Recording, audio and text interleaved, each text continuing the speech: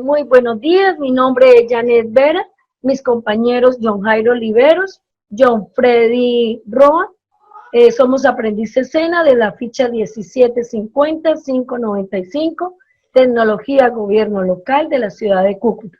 Esta formación es una apuesta del SENA para fortalecer el ejercicio de lo público, la participación comunitaria y el desarrollo social de nuestros municipios. Tenemos como invitado especial al doctor Carlos Arturo Gómez Trujillo, abogado, contador público, especialista en docencia universitaria, magíster en Derecho Administrativo, doctor en Filosofía con orientación en Ciencias Políticas, Universidad Autónoma de Nuevo León, Monterrey, México, gerente de Fundación Naciturus, dueño y presidente de la firma Asesoría Jurídica, Contables Tributarias y Administrativas. Gracias por aceptarnos la invitación, doctor Carlos. Janet, compañeros, John, muchísimas gracias por la deferencia de invitarme nuevamente a apoyarlos en un tema de esta naturaleza. Muchas gracias. Bueno, según el decreto 678 del 20 de mayo del 2020, por medio del cual se establece medidas para la gestión tributaria, financiera y presupuestal de las entidades territoriales en el marco de la emergencia social y ecológica declaradamente al decreto 637 del 2020. ¿Cómo reciben los coadministradores las medidas de apoyo fiscal que les está dando el gobierno con este decreto? Bueno, primero que todo, pues tenemos que entrar a definir qué es un impuesto. El impuesto es una tasa, es una contribución que hacen los ciudadanos con el propósito de generarle un valor económico a el ente territorial descentralizado. Recuerde que estamos en un estado unitario donde hay un poder público y tres ramas del poder público, específicamente la rama ejecutiva, que hace referencia a cómo se administra un país. El presidente de la República, en sus facultades plenipotenciarias que le acompañan, a través de sus ministros ha firmado una serie de decretos de cara a lo que usted menciona, la emergencia social, ecológica que estamos viviendo con ocasión al COVID-19. ¿Qué es lo que ocurre? Que hay una descentralización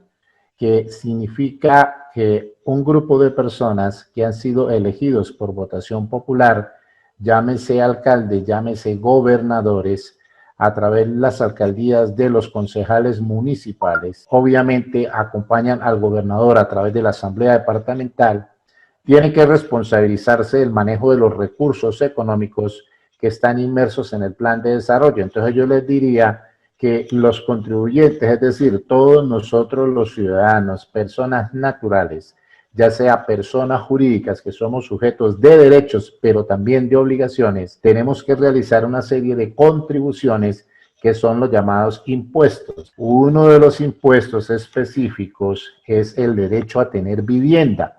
Ese derecho a tener vivienda, cuando uno la adquiere, hablamos de un impuesto directo, que es el llamado impuesto predial. Quiere decir que año a año tenemos los ciudadanos y los propietarios de bienes inmuebles que pagar una tasa, una contribución, dependiendo del estrato, dependiendo de la ubicación de ese predio. ¿Qué ocurre? Como se presenta la emergencia, a través de este decreto se dice que se va a aliviar de alguna manera los aspectos relacionados como de qué manera se va a proceder a contribuir, cómo eso va a tener un efecto en la economía de las diferentes regiones. ¿Por qué lo digo de esta manera? Porque ese dinerito que entregan los propietarios de los bienes inmuebles va a formar parte, lo hago figurativamente, de un costal o de un saco donde ingresan las regalías, donde ingresan los empréstitos del exterior y a ellos se suman los impuestos, las tasas, las contribuciones. Entonces, de esa bolsita se conforma el presupuesto. ¿Qué es lo que ocurre? Que si las personas que aportamos parte de ese dinerito para que llegue a esa bolsa, ese costalito, con el que los administradores nos van a permitir suplir las necesidades de educación, de vivienda, de salud, recreación, ¿cierto? Malla vial, todos estos dineros entonces se van a ver un poco limitados. Entonces, ¿qué hace el gobierno nacional? Se da un alivio para que quienes tenemos que aportar con esos impuestos tengamos la posibilidad de flexibilizar el pago de los mismos. Pero vuelvo a aclarar y hago la advertencia, no es que no se vaya a pagar, las personas tienen la obligación de pagar. Lo que ocurre es que el municipio, por ejemplo, en la ciudad de Cúcuta, esa bolsita que está llena de transferencias, de empréstitos, de regalías que se reciben por lo que se produce en la región, va a tener que tomar otros recursos diferentes a los de los contribuyentes por un periodo determinado para poder cubrir ese faltante. Entonces, ¿qué es lo que se dice? Digamos que a partir de la expedición del correspondiente decreto 678 del 20 de mayo del 2020, responsablemente hay que hacer referencia a que este decreto de emergencia económica, el que establece el último, el 637 de este año, determina algo muy importante. Los contribuyentes van a tener unos periodos, digamos, límites, como son, hay una posibilidad de que capital por 0% de intereses o de sanciones. Significa, Jané, John y John, que la flexibilidad que nos da ese decreto 678 del 2020 es la posibilidad de que los contribuyentes en esa periodicidad de tiempo puedan realizar los pagos respectivos dependiendo del capital. Digamos que también algo muy importante en su pregunta que debo aclarar es que estas medidas se extienden a obligaciones que se encuentren en discusión administrativa o judicial. Entonces, las personas que tengan, por ejemplo, procesos que estén relacionados con atrasos en el cumplimiento de las obligaciones tributarias, también hay una posibilidad de que este decreto se extienda a estas obligaciones. Creo que es muy importante, digamos, que este alivio a los ciudadanos y la decisión que toma el gobierno nacional es el que las entidades territoriales puedan recuperar cartera y generar una mayor liquidez. De eso se trata, que le permita contrarrestar el impacto de la pandemia. Es decir, se le dice al ciudadano, usted es responsable de la contribución, se le dice al alcalde, se le dice al gobernador, se le dice al responsable del ente territorial, que va a haber una manera de cómo ir gradualmente recuperando los dineros que los contribuyentes tienen que aportar para que esa bolsita, ese saco que forma el presupuesto, pueda dar cumplimiento y soliviar las necesidades de la población. ¿Quedó entendida mi respuesta o que necesita que les amplíe algo más? Sí, señor. Ya vamos con la segunda pregunta. Buenos días, doctor. Buenos días, ¿cómo está yo? ¿Qué tanto es el impacto para mejorar las finanzas del municipio? Bueno, si nosotros miramos de alguna manera el impacto que va a tener en las finanzas del municipio, tendríamos que establecer que tiene que recogerse elementos económicos, recursos que estaban destinados para específicamente una labor determinada, que era la construcción de una escuela, que era la construcción de una carretera, que era para destinar hacia la seguridad. Entonces, cuando se presenta el fenómeno del COVID-19, las instituciones tienen que reorganizarse. El término que está muy de moda, reinventarse, y el impacto directo está en ese presupuesto, cómo se van a administrar esos recursos, cómo se le va a dar prioridad. Van a tener que realizarse, para tu pregunta, John, aspectos muy importantes como son los movimientos financieros. ¿Qué es un ingreso? ¿Qué es el egreso? A nivel público no hablamos nosotros de utilidades, se habla de excedentes. ¿Qué se va a hacer con las regalías?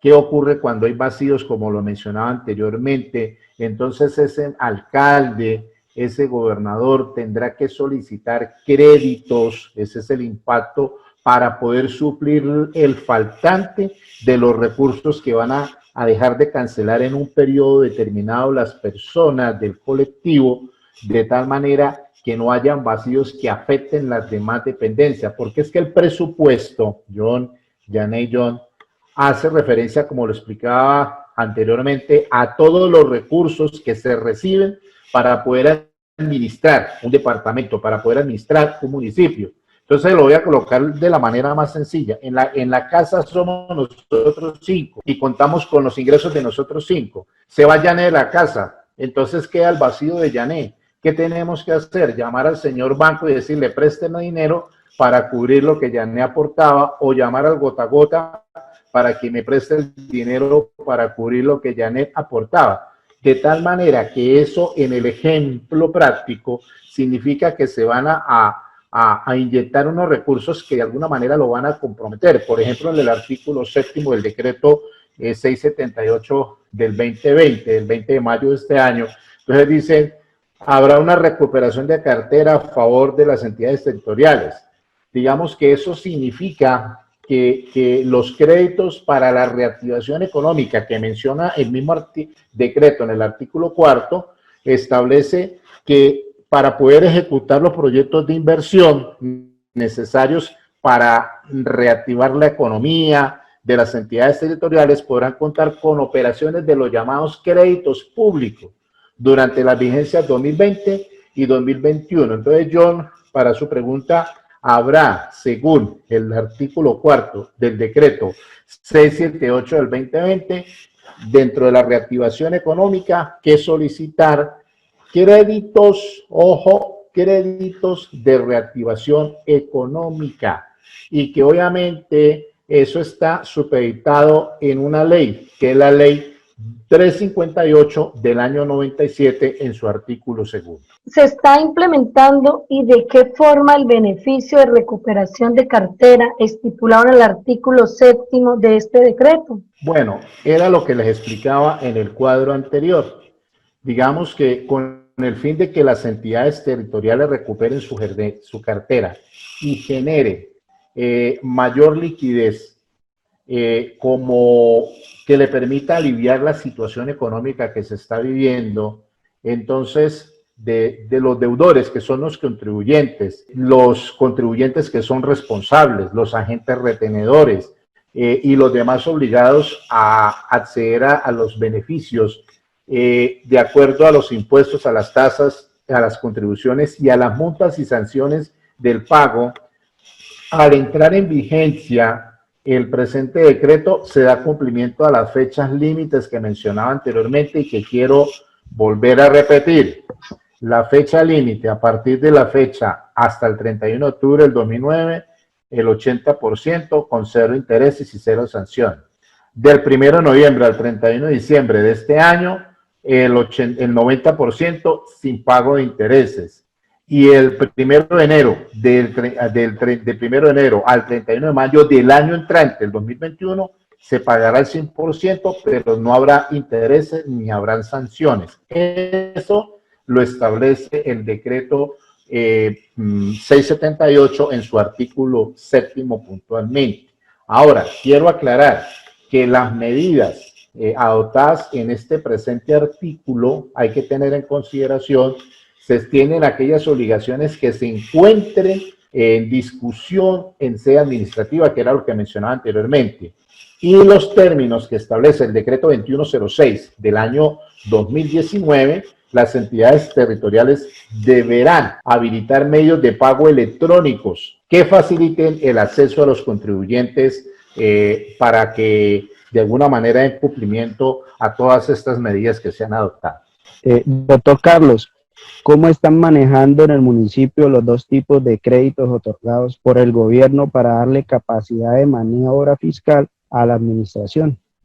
Se habla puntualmente de la facultad que tienen los gobernadores y alcaldes en materia presupuestal de cara al decreto 678 del 2020, que se le faculta a ellos, a los gobernadores, a los alcaldes, realizar adiciones, ojo, realizar adiciones, realizar modificaciones, traslados y demás operaciones presupuestales a que haya lugar únicamente para efectos de atender la ejecución de los recursos que en el marco de sus competencias así lo permitieren.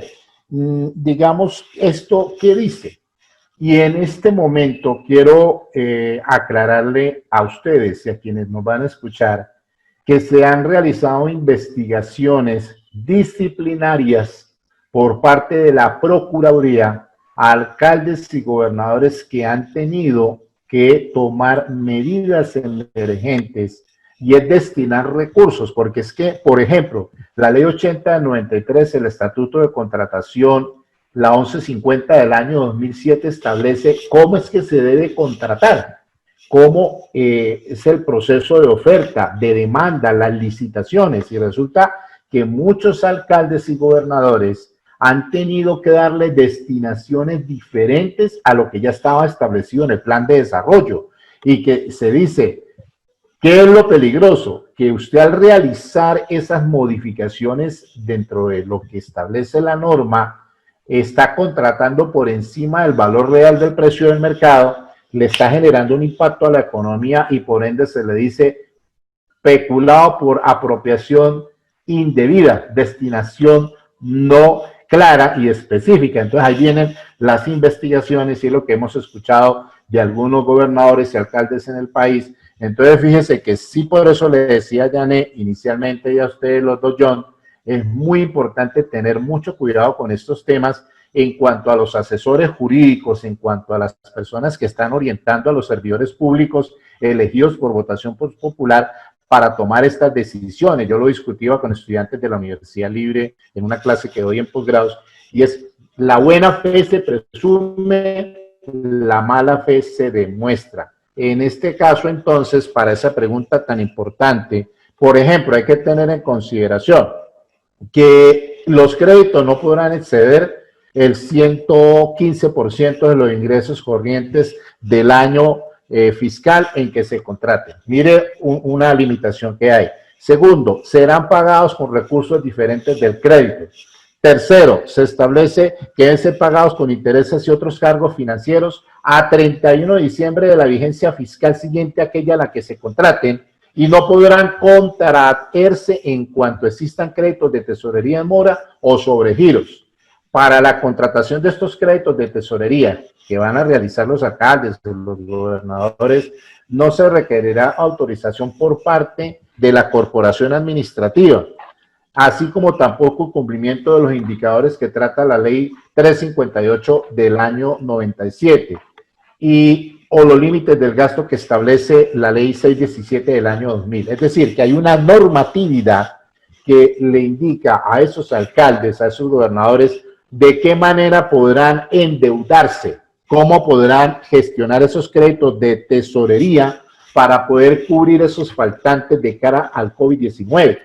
Porque recordemos que las personas naturales, o sea, nosotros los que estamos aquí reunidos y las personas jurídicas, estamos en situación de dificultad económica que nos va a impedir, nos ha impedido pagar cumplidamente las obligaciones. Entonces los alcaldes, para poder administrar, necesitan de esos créditos que obviamente se conocen créditos de tesorería en los territorios de las entidades descentralizadas, es decir, el gobierno en las regiones del país, llámese gobernaciones, llámese alcaldías. No sé si me dice entender con esa respuesta. Sí, Carlitos, Sí, claro señor, claro. que sí. Doctor Carlos, muchísimas gracias por aceptarnos la invitación. No, a usted, Janet, Jairo, John, por haberme tenido nuevamente en cuenta para este proyecto educativo del SENA, del cual siempre me he sentido orgulloso como docente que fui, como les dije, durante 8 años. Los animo, los exhorto a que continúen investigando sobre estos temas, generando discusión, y que ojalá, pues, de alguna manera tengamos la posibilidad de conocer estos temas a profundidad, podamos aportarle algo significativo para que se pueda entender. Yo quiero finalmente decirles que hay que ser muy responsables en el análisis, en la interpretación, en la hermenéutica de la normatividad, porque es que hay una confusión en la comunidad, y es que el hecho de generar plazos para el pago lo están tomando como el no deber de pagar, y de igual manera que se tenga en consideración antes de realizar investigaciones, sanciones de tipo penal, administrativo, disciplinario, a los diferentes gobernadores, alcaldes que participen en estas circunstancias que a todos nos acompañen, también se establezcan cuál es la situación real del municipio, porque de acuerdo a la geografía que tenemos en Colombia, a los 1000 y tantos municipios que tenemos, las realidades son muy diferentes. No podemos comparar Antioquia con Chocó, con Norte de Santander, con Bogotá, con Arauca, es decir, somos muy diferentes, la idiosincrasia es muy diferente y por ende el comportamiento de las autoridades pues depende de cara a las políticas públicas y el plan de desarrollo que les acompaña. Entonces ahí hay que ser responsables y me parece muy importante cómo están abordando la temática, porque pues el alcalde Yáñez que tenemos actualmente en la ciudad de Cúcuta, pues él tiene no solamente la población colombiana, sino la población venezolana, los migrantes, que están ocupando espacios, que están ocupando viviendas, que algunos son propietarios de bienes inmuebles, que los propietarios en la región no han podido dar cumplimiento debido a la situación de emergencia económica que estamos viviendo. Entonces, eso tiene una afectación en las arcas del municipio y por ende para poder desarrollarse como tal. Por eso se hace necesario esos créditos de tesorería, pero que no vayan a comprometer el futuro de la región, que en eso hay que ser muy cuidadosos, muy atentos y con lupa gigante poder evaluar de qué manera se puede endeudar el municipio, porque quedaríamos comprometidos no solamente en el presente, sino a futuro, en mediano y a largo plazo. Esa sería, digamos, una aportación final para que ustedes la tengan en consideración en sus estudios juiciosos del derecho de políticas públicas. Muchas gracias, doctor Carlos. Gracias, doctor. Bueno, gracias, doctor, muy amable. Quédate en casa, hazlo por ti, hazlo por tu familia y por tu comunidad.